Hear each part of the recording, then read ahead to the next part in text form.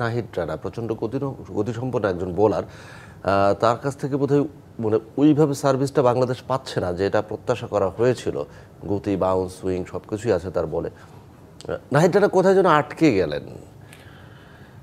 আমি এটাকে আটকে যাওয়া বলবো না, এটা আমাদের কোচিংয়ের ভাষায় বলে যে আপনার টাইম অফ পিরিয়ডের যেটা আমরা যেটা বলি যে কিছুটা সময় নেয় রিবিল্ড হতে।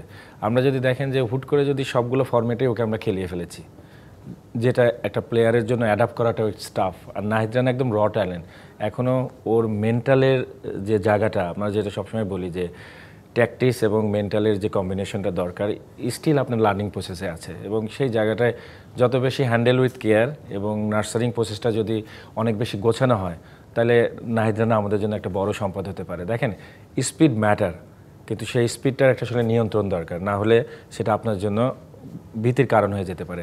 তো নাহিদের ক্ষেত্রে আসলে সেই জিনিসটা আছে, তার গতিটা আছে, গতিটার সঠিক ব্যবহার করাটা জানতে হবে। এবং আই থিঙ্ক যারা এখন আছেন বাংলাদেশ টিমের আপনার এই কোচিং ম্যানেজমেন্টে, তারা যদি নাহিদ রানাকে বুঝে এবং নাহিদ রানাকে বুঝে যদি আপনার প্ল্যানগুলোকে নাহিদ রানার মতো করেই করা যায়, তাহলে ওর কাছ থেকে আপনার সব ম্যাচে না হোক দেখা যাবে যে আপনার ম্যাচ বাই ম্যাচ আমরা ওর কাছ থেকে আসলে ভালো কিছু বের করতে পারবো।